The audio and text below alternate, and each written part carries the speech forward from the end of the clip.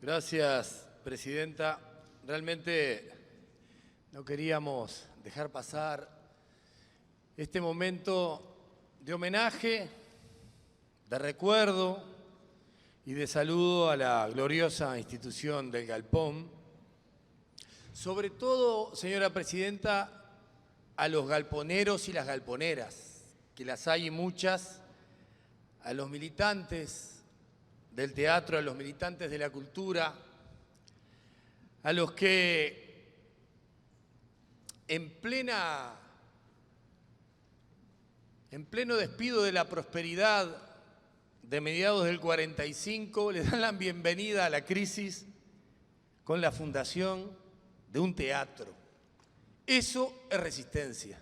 El contexto histórico cuando se funda el Galpón es cuando el mundo, y por supuesto nuestra región, dejaba esa prosperidad que dicen que hubo. Supuestamente hubo una Suiza acá, señora Presidenta, a la cual creo que pocos de acá la hemos conocido, pero lo cierto es que cuando comenzaba la crisis surge el Galpón. Y surge además casi en la misma situación que planteaban el compañero Varela y la compañera Mato. Pobres, sin respaldo, sin subsidios, sin atención, sin políticas que puedan intervenir. Y con todos esos avatares, para mi gusto, los hacen un buen uruguayo el Galpón. Un buen uruguayo que vive y lucha con muy poca plata. Un buen uruguayo que además tiene que salir adelante por sus propios medios, la construcción del mismo, las ideas.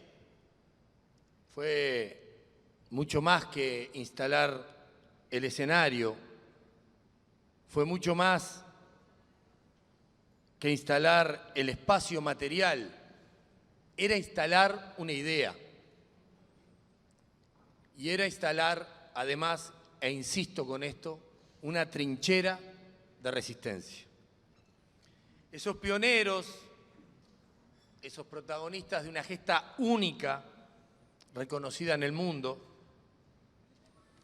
que además, lógicamente, de responder a un contexto histórico, se suman rápidamente a la resistencia de nuestro pueblo.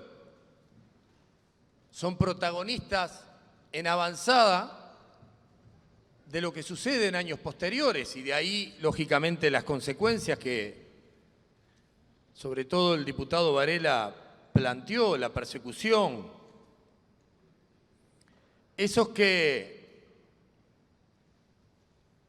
hacen que hoy la cultura y estos 75 años nos encuentre festejando sus 75 años en hombros de esos gigantes, que muchos tuvieron que marchar al exilio, y acá hay autoridades de México y me sumo al saludo y a la gratitud eterna que tendrá nuestro pueblo, nuestro país.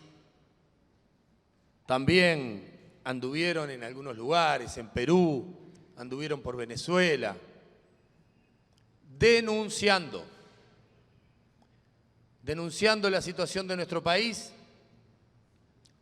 siendo parte de un reclamo de todos los uruguayos y las uruguayas en el exilio. Y por si fuera poco, participando en un movimiento cultural de la Patria Grande, también fundacional por aquellos momentos, por todo lo que pasaba en nuestra América Latina.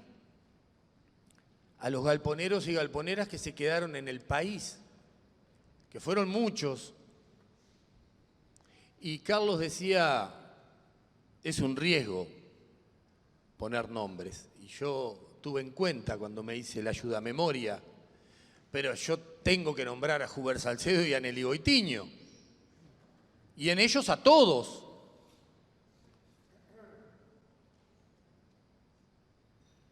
Porque acá pasó también que además de la peluquería que contaba Carlos, se fundó La Candela, La Gaviota.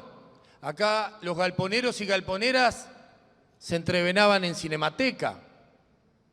Acá hubo una lucha y una resistencia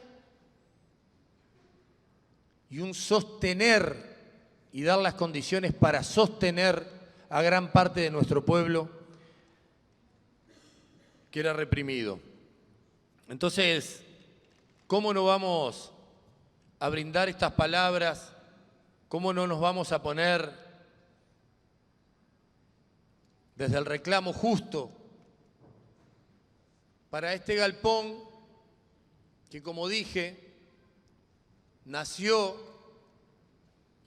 dentro del pueblo, formó parte de él, es un uruguayo, es una uruguaya que vive y lucha y apenas si llega a fin de mes, pero que está en el corazón de este pueblo y en nuestras trincheras.